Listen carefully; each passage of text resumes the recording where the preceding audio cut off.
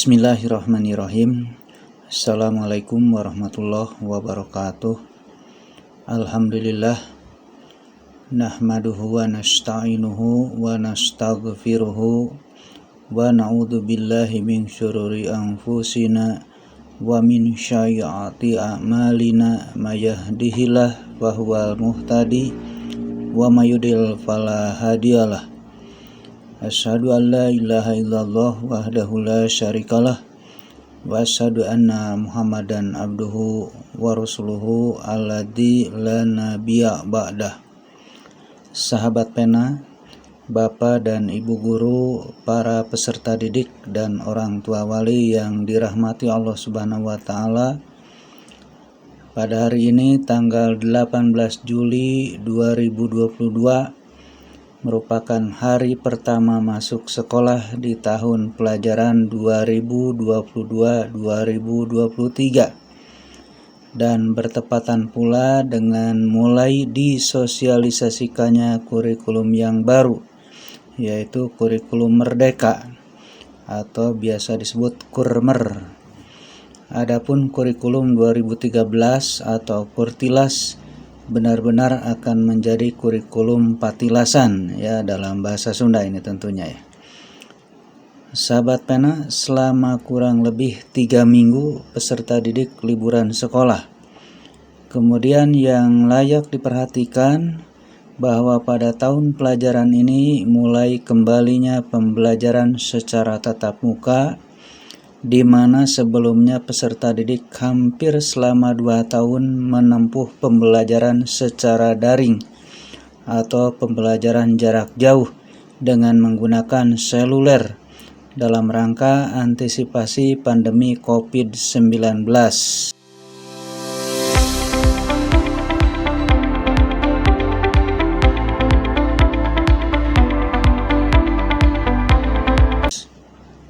Pada hari-hari pertama pembelajaran di tahun ini, sudah barang tentu banyak kekakuan yang akan menjadi fenomena di setiap jenjang sekolah.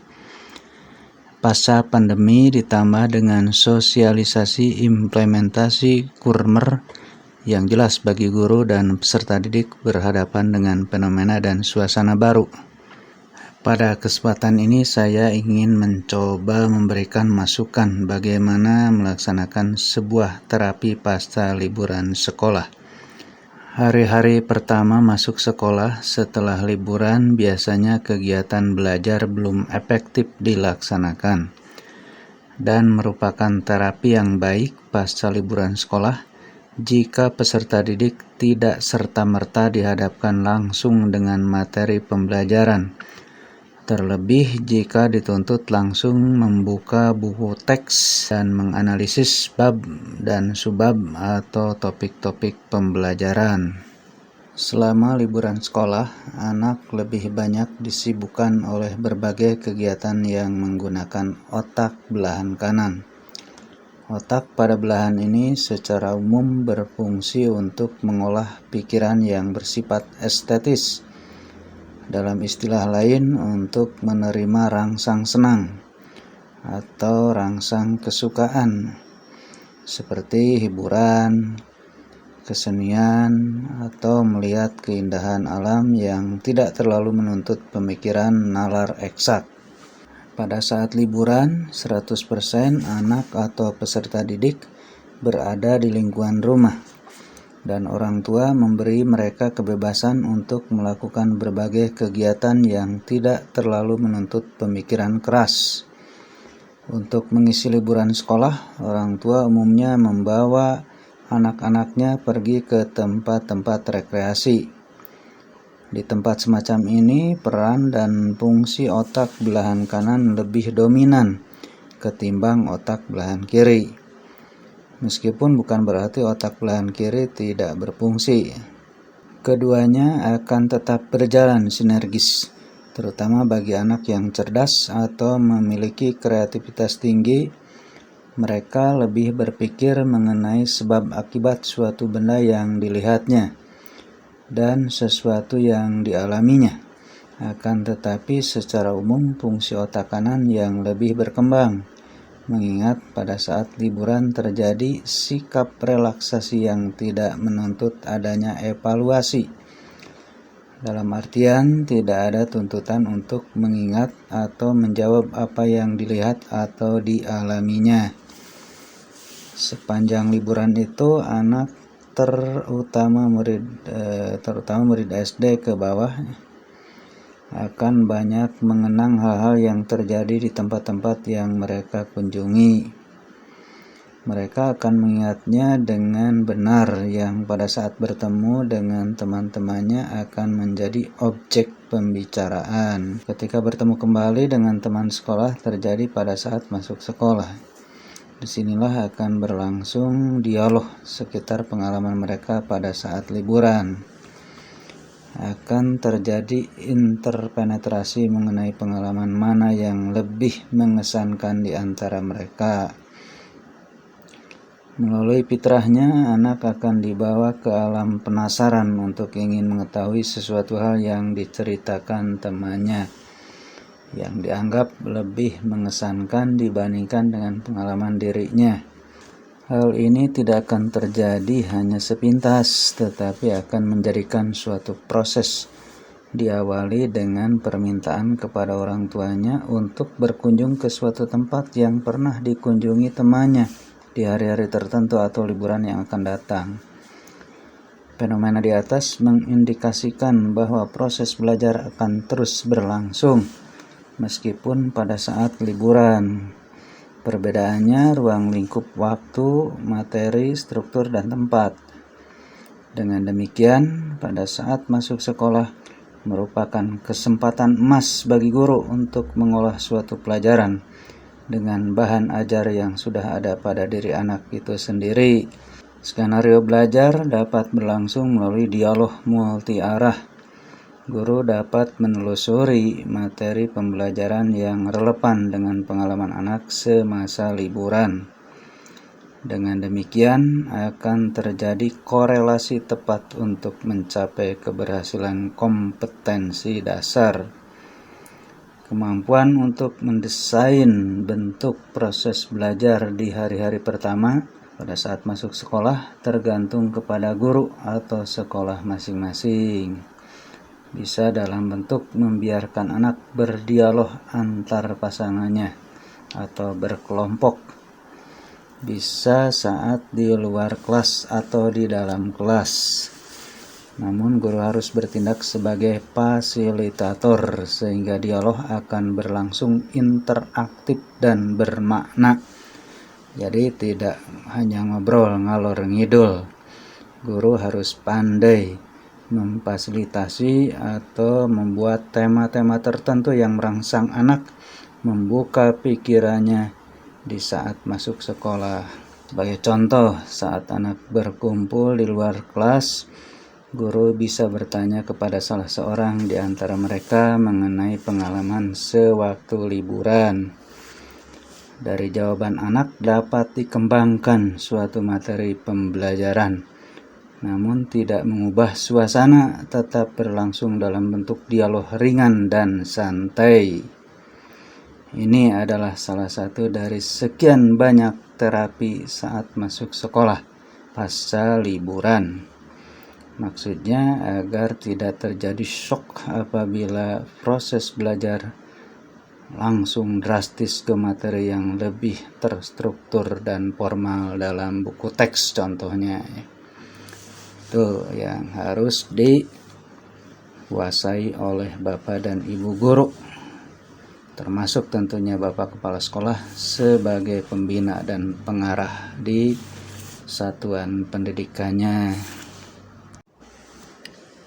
Nah, itulah sahabat pena, salah satu uraian saya yang dikutip atau dibacakan dari sebuah artikel forum guru. Ya, ditulis oleh saya sendiri ya. Ini pernah dimuat di Pikiran Rakyat pada hari Senin tanggal 11 Januari 2010. Ya, merupakan kontribusi pemikiran saya terhadap dunia pendidikan, khususnya di sekolah-sekolah. Sahabat pena, selanjutnya saya ingin membacakan sebuah artikel yang dimuat di Warta Kota edisi Minggu 17 Juli 2022. Penulisnya, editornya ya, Muhammad Dipa Anggara, wartakotalive.com. Setelah hampir 2 tahun lamanya sekolah-sekolah di Indonesia dan menerapkan pembelajaran jarak jauh PJJ dalam rangka membatasi penyebaran COVID-19. Kini UNICEF dan World Health Organization (WHO) mulai menghimbau semua sekolah untuk melakukan pembelajaran tatap muka. Ya, jadi PTM ini, PTM di tahun pelajaran baru ini sudah mendapat rekomendasi dari UNICEF dan WHO. Hal ini membuat para orang tua dan juga siswa perlu mempersiapkan diri untuk kembali menghadapi PTM. Terlebih setelah libur Idul Fitri 2022, ya maksudnya mungkin ini setelah libur Idul Adha ya 2022. Berikut ini 4 hal yang dapat dilakukan orang tua agar anak lebih siap kembali ke sekolah setelah masa liburan. Seperti dilansir dalam keterangan resmi Ruang Guru Senin 16 Mei bulan 5 2022. Nah, ini adalah 4 hal yang dianjurkan oleh artikel ini. Pertama, mendorong anak untuk menetapkan goals, maksudnya tujuan ya. Mendorong anak-anak untuk menetapkan tujuan atau goals sebelum mulai kembali belajar di sekolah dapat menjadi cara yang baik untuk membantu mereka menyusun kerangka berpikir. Nah, ini salah satu dari konsep kurikulum merdeka ya. Tapi menurut hemat saya kalau terlalu formal untuk dijadikan konsep pembelajaran di awal tahun pelajaran, kiranya ini terlalu shock terhadap anak. Sebuah penelitian menunjukkan bahwa menetapkan tujuan belajar secara konsisten mampu membuat diri lebih termotivasi dan belajar dengan lebih serius. Ya memang kalau peserta didik sudah siap ke fenomena belajar yang dipersiapkan oleh guru, ya oke-oke saja tujuan belajar secara konsisten itu bisa diimplementasikan atau dipenetrasikan pada peserta didik. Itu menurut saya. Mulailah dengan menetapkan tujuan sederhana untuk membuat anak lebih fokus, seperti melakukan diskusi dengan membaca buku pelajaran dan berdiskusi mengenai mulainya PTM. Cari tahu apa yang akan mereka pelajari di sekolah, dan jika ada hal spesifik yang ingin mereka capai, bantulah mereka untuk menyusun langkah-langkah yang dapat diambil untuk mencapai tujuan tersebut. Ini bisa saja, namun kiranya lebih baik guru tidak kaku ya dalam mengambil atau mengimplementasikan saran ini. Sebaiknya dibuat dalam bentuk penelitian tindakan kelas sehingga bisa membawa peserta didik pada tujuan pembelajaran yang ingin dicapai. Selanjutnya, memperhatikan kesiapan mental anak. Hal penting yang dapat dilakukan orang tua untuk mempersiapkan anak sebelum kembali masuk sekolah adalah tetap terlibat dalam apa yang terjadi dalam kehidupan anak mereka secara akademis, sosial, dan emosional. Ini kiranya bisa diimplementasikan bagi peserta didik tingkat SLTA ya, jenjang SLTA. Kalau untuk anak sekolah dasar kiranya ini kurang tepat menurut hemat saya. Orang tua perlu untuk mengenali kondisi anak, terlebih dari sisi kesiapan mental mereka. Ketika mereka merasa mulai lelah secara mental, dampingi anak untuk membuat daftar hal yang perlu menjadi prioritas dan apa yang dapat dikesampingkan terlebih dahulu. Nah, oke lah ini ya, bisa diterapkan di peserta didik sekolah dasar. Kalau ini hemat saya memang tepat. Nah, selanjutnya mulai membiasakan rutinitas baru. Nah, ini hemat saya hal yang tepat ya bagi seluruh peserta didik. Selama liburan, jadwal biasanya lebih santai dan anak-anak terbiasa tidur dan bangun lebih lambat, yang merupakan salah satu hal yang dapat mempersulit hari-hari pertama sekolah. Oleh karena itu, pembiasaan rutinitas baru yang dimulai beberapa hari lebih awal sebelum masuk sekolah dapat membantu anak agar lebih terbiasa bangun tepat waktu ketika sekolah dimulai. Biasanya orang tua kalau yang tidak paham psikologi atau ilmu didaktis, ilmu pedagogis, ya biasanya dengan bentak-bentak atau dengan cara yang agak kasar. Anak tidak bisa dipaksa, sekaligus harus melalui pendekatan persuasif. Anak-anak sangat sensitif terhadap rutinitas, sehingga langkah yang dapat dilakukan misalnya mencoba menerapkan aturan tanpa elektronik 1 jam sebelum waktu tidur. Oke, ini bisa saja ya. Nah, selanjutnya memantau perkembangan akademik. Tidak belajar di sekolah memberikan dampak yang merugikan bagi anak-anak, seperti ketidaktercapaian target pembelajaran hingga penurunan kemampuan siswa. Kalau memang anak tersebut dibiarkan bebas di rumah, tapi kalau memang kegiatan akademik bisa diimplementasikan di rumah melalui kemampuan orang tua, yaitu bagus. Oleh karena itu, untuk membantu siswa dalam mempersiapkan diri dengan lebih baik pasca liburan, para orang tua dapat memanfaatkan platform edukasi untuk terus memantau pembelajaran siswa dan mendukung perkembangan akademiknya. Selain itu, orang tua juga dapat secara berkala memeriksa pekerjaan rumah anak serta mengajukan pertanyaan tentang tugas untuk memastikan bahwa selama liburan tidak ada tugas yang tertinggal. Nah, kalau ini tentunya harus hati-hati ya, karena peserta didik jangan sampai stres dengan pertanyaan-pertanyaan tentang pekerjaan rumah. Menugaskan dengan pekerjaan rumah dengan terlalu ketat itu akan membuat anak jadi stres, bahkan jadi tidak mau belajar, jenuh, selalu menghindari hal-hal yang sifatnya belajar, bahkan dia mengkompensasikan dirinya untuk mencari suasana di luar sekolah atau di luar rumah. Nah, itu bahaya ya. Selanjutnya, salah satu platform edukasi yang dapat membantu orang tua untuk mendukung pembelajaran anak yaitu Ruang Belajar by Ruang Guru. Oh, ini endorse ya. Dengan ribuan video belajar mandiri dan bank soal lengkap yang dapat diakses kapan saja dan di mana saja. Ya, oke saja, tapi tentunya harus selektifnya karena bisa saja video-video tersebut ada yang tidak relevan ya, dengan peserta didik, terutama ini di belahan-belahan bumi pertiwi ini kan ada yang ya di daerah-daerah terpencil yang tentunya tidak bisa mencerna sebagaimana kalau itu video yang di ruang guru tersebut, video syutingnya itu dilaksanakan oleh figur-figur yang dengan setting perkotaan atau dengan settingan konsep-konsep pembelajaran menggunakan fenomena umpamakan pesawat terbang, sementara kan kalau di daerah terpencil kebutuhannya fenomena agraris.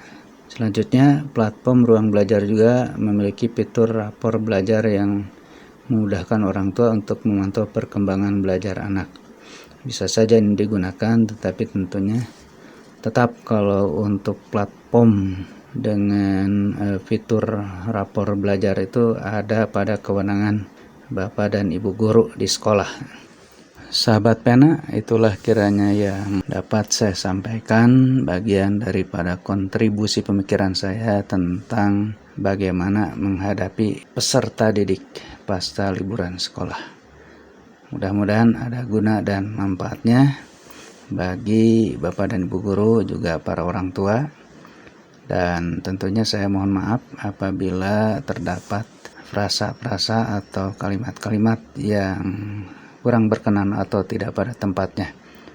Sekian, wabillahi taufiq wal hidayah. Assalamualaikum warahmatullahi wabarakatuh.